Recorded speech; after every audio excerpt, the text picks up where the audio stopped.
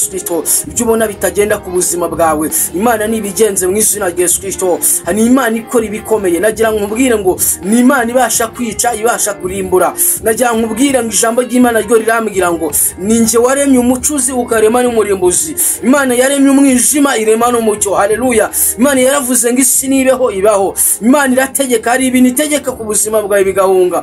Niyo mpamvu kiriho. Wibuke neza hari Imana yagukuye mu magana menshi. Nagira nkubwire ngo ubutakibukwa, ariko kubera Imana yagiye kurinda ikagutambutsa ibikomeye imbere yawe. Niyo mpamvu gihumeka umwuka w'abazima. Niyo mpamvu ugomba guhereza Imana icyubahiro, ukibuka imirimo n'ibitangaza yagukoreye. Nagira nkubwire ngo Imana yaguhaye umwana bigeze kure, ubona byananiye, ubona nta hepfo nta ruguru. Imana yagukuye hariya kwa muganga. Nagira nkubwire ngo ni Imana ikomeye, ni Imana ibasha kwica ikanakiza. Nagira nkubwire ngo hari uba warahaguye, ariko kubera Imana yoyo ari umutunzi w'imbabazi, kubera Imana ikurinda na n'ubu iracyakurinze. Takalebo iracyatanga ingabo nyinshi zigapfa ku buzima bwawe. Wibuke neza hari abantu bapfuye utabaruta ari kurasigara. Wibuke neza hari, haleluya, nagira nkubwire ngo hari misiyo nziza Imana yagiye guha, hari promotion Imana yagiye guha mu buzima bwawe.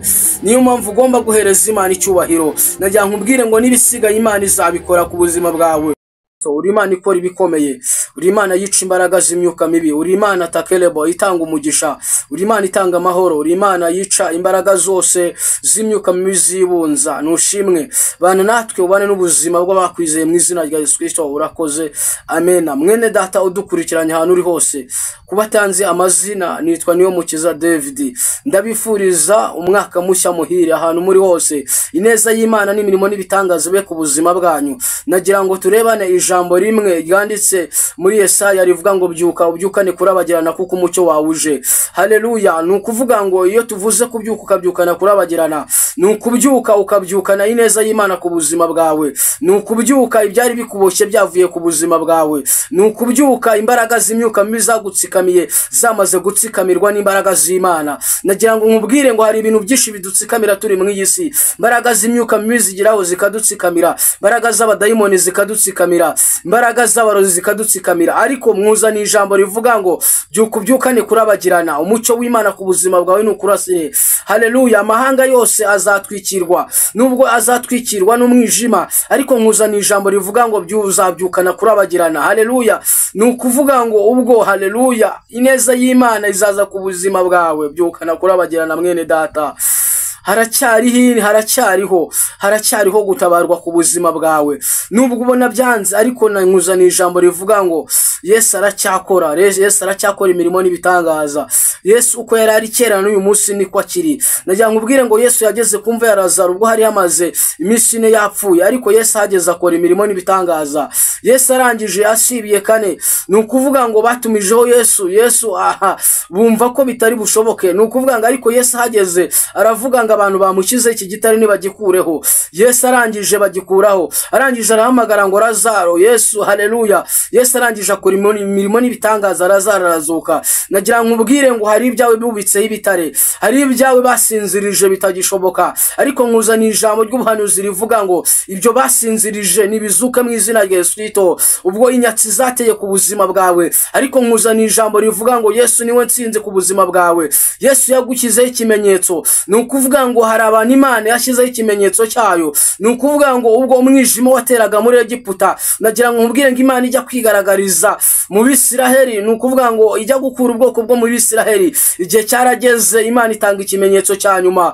Imfura zose buri rugo zirapfa, imirimo n'ibitangaza birakoreka muri Isiraheli. Farawo yari yarafashe ubwoko bw'Imana igihe kinini, arangije araburekura kubw'igitangaza cy'Imana yakoze. Nagira nkubwire ngo nawe hari ibintu byagufashe, nawe hari ibintu byafashe ubuzima bwawe, hari ibintu bituma utakira Yesu, hari ibintu bigusubiza inyuma mu gakiza ugatera intambwe bikanga. Nagira nkubwire ngo iyo ni imyuka y'abadayimoni iri ku buzima bwawe. Nagira nkubwire ngo ikintu gituma wakira Yesu, ikintu gituma unezeza Yesu, warangiza ugasubira inyuma. Nagira nkubwire ngo iyo ni imyuka ya Satani igenda ikuboha, igenda igusubiza inyuma. Nagira nkubwire ngo Satani nta kindi cyamuzanye mu isi uretse kwica no kurimbura, ni uguhiga umwana w'ubugingo. Haleluya. Ariko nkuzaniye intsinzi ivuga ngo byukubyukane kurabagirana.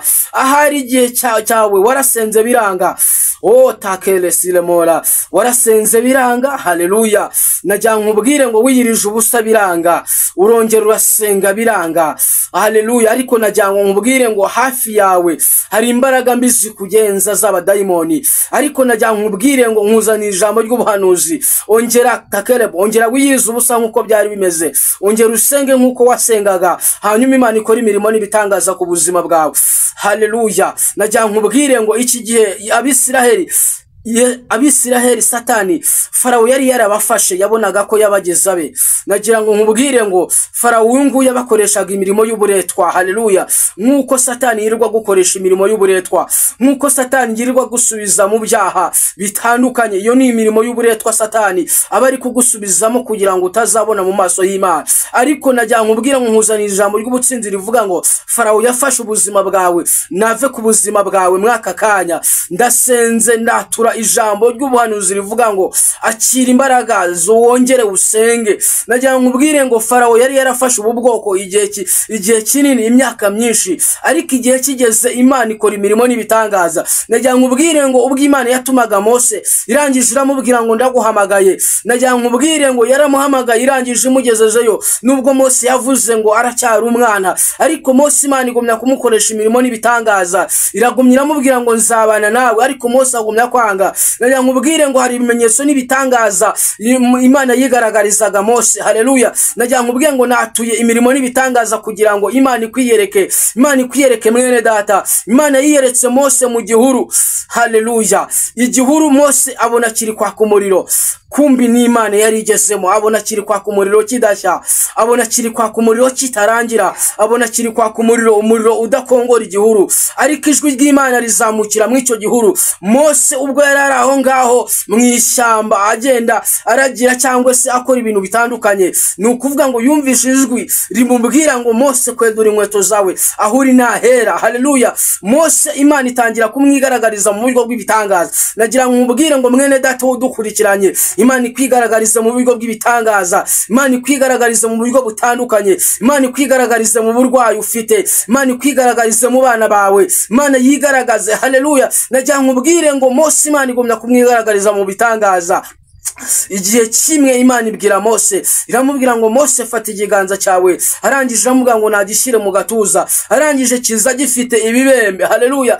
Imana irangije iramubwira ngo gisubize mu gituza, kirangije kiza gifite umubiri nk'uwa mbere. Imana yari iri kwigaragariza Mose mu buryo bw'ibitangaza. Nagira nkubwire ngo ibyo ubona bitagenda Imana ibyigaragarizamo mwene data, ibyo ubona byasubiye inyuma Imana ibyigaragarizemo, haleluya. Igihe kimwe Mose Imana iramubwira ngo rambura inkoni, haleluya. Ikivuga ari buryo Imana yari iri kwiyereka Mose mu buryo bw'ibitangaza. Najya nkubwire ngo Imana tuyibonera mu mirimo n'ibitangaza igenda ikora. Imana ikwigaragarize mu buryo bw'igitangaza.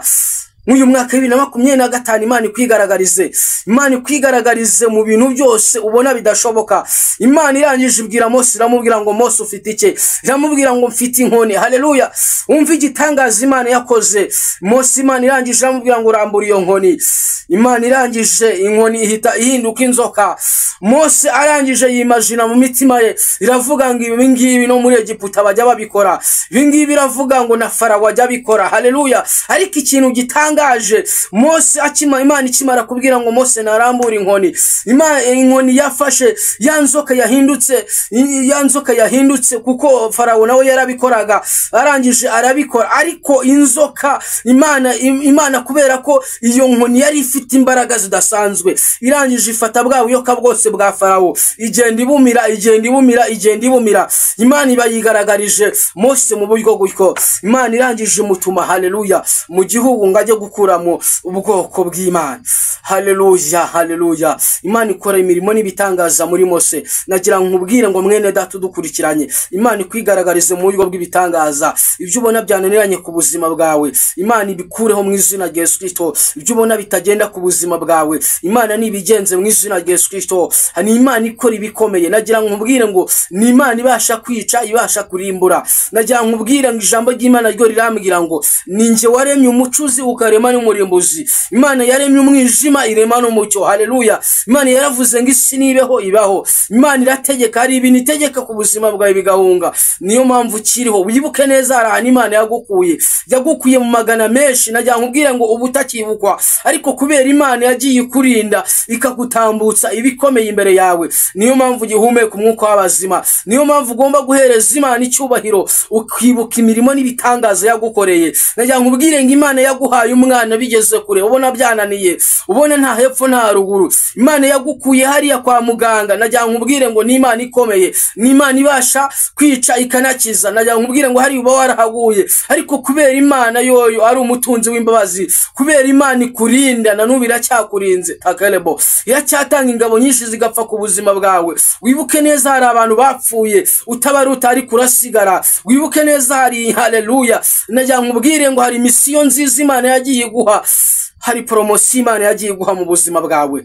Niyo mpamvu ugomba guhereza Imana icyubahiro. Najya nkubwire ngo nibisigaye Imana izabikora ku buzima bwawe. Hoya, Imana ntago ibeshya, Imana ntago ibeshya, Imana yitwa ndiho. Haleluya. Najya nkubwire ngo ubwo Mose yari ari kubaza Imana ubwo azajya mu Bisiraheli ngo azagenda avuga ngo iki, Imana yararangije amubwira ngo ugende ubabwire ngo bitwa ndiho, ugende ubabwire ngo ndiho yabantumyeho, ugende ubabwire ngo ndi Uwiteka, ndi uwo ndiwe. Haleluya. Imana irangije, Mose yari ari kujijinganya avuga ngo nzajya mu bwoko bwanjye, nzajya mu Bisiraheli, nzagenda mvuga ko witwa nde. Haleluya. Nzagenda mvuga ko witwa nde, ko nshimye kuri kunyigaragariza mu buryo bw'ibitangaza, nzagenda mvuga ko witwa nde. Ariko Mose Imana irangije iramwibwira, iramubwira ngo genda ubabwire ngo ndi Uwiteka, mubwire ngo ndi uwo ndiwe. Haleluya. Babwire ngo Uwiteka yabantumyeho. Haleluya. Bishatse kuvuga ngo Imana yo, Imana irakomeye, Imana ikora imirimo n'ibitangaza, Imana yitwa ndiho. Imana niyo yonyine idapfa, ibindi bintu byose birapfa bikarangira. Haleluya. Nukuvuga ngo mwisi mu buryo bw'ibitangaza, mu kintu cyose warebera physically, ikintu cyose Imana yaremye kizapfa kirangire. Nibi byose wumva ngo Satani ari kwigaragambya mwisi, igihe cye kirabaze, kiri kurangira. Igihe kizagera Imana imwubike birangire, imwubikane n'isi birangire. Haleluya. Ubwo iyi si izahinduka paradizo. Ndagushishikariza kugira ngo wakire Yesu, ndagushishikariza kugira ngo ugarukire Yesu mwene data. Iki ni igitondo cy'umugisha ku buzima bwawe. Hari ibintu Satani yakunyaze, hari ibintu Satani atari kutuma utera amahirwe. Ndakugira ngo ngushishikarize, ubusambanyi bwatuma utakira Yesu, bwatuma utanezeza Yesu. Haleluya. Kujya mu bintu bitandukanye bitanezeza Yesu byatuma Yesu adahabwa icyubahiro ku buzima bwawe. Ariko najya nkubwire ngo uteye intambwe ukegera Yesu, yahindura byinshi ku buzima bwawe. Haleluya. Wowe udukurikiranye mwene data, najya nkubwire ngo iki ni igitondo cy'umugisha ku buzima bwawe. Iki ni igitondo utazongera kubona ku buzima bwawe. Nubwo waba umeze ute, nubwo waba ufite amafaranga, najya nkubwire ngo iki ni igitondo gifatika ku buzima bwawe. Imbaraga zose waba ufite, imbaraga zose waba ukoresha, ariko utizera Yesu, najya nkubwire ngo nta kintu byakumarira. Haleluya. Umubiri urapfa, umubiri urarwara, ariko najya nkubwire ngo hari imirimo n'ibitangaza Yesu yabitse mu bamwizeye, Yesu yamwitse mu bahindutse. Najya nkubwire ngo iyo wahindutse hari ibintu Yesu akora ku buzima bwawe. Icyambere Yesu aguhereza ubugingo. Aravuga ngo mwana wanjye nguhaye ubugingo. Icyo nicyo kintu cyazanye Yesu kugira ngo akore cyambere. Yaravuze ngo abamwizeye bakamwiringira, abo yabahaye ubutware n'ubushobozi bwo kwitwa abana b'Imana. Nukuvuga ngo umwana mu rugo kwa data akora ibyo data, nukuvuga ngo akora ibyo data ashaka, ntagakora ibyo umwana ashaka. Nukuvuga ngo iyo uri mu butware bw'Imana, iyo wahamagawe na Yesu ukora ibyo Yesu yakugeneye. Haleluya. Nukuvuga ngo mw'iki gitondo ni igitondo cy'umugisha wawe. Haleluya. Imana y'amahoro ibane namwe.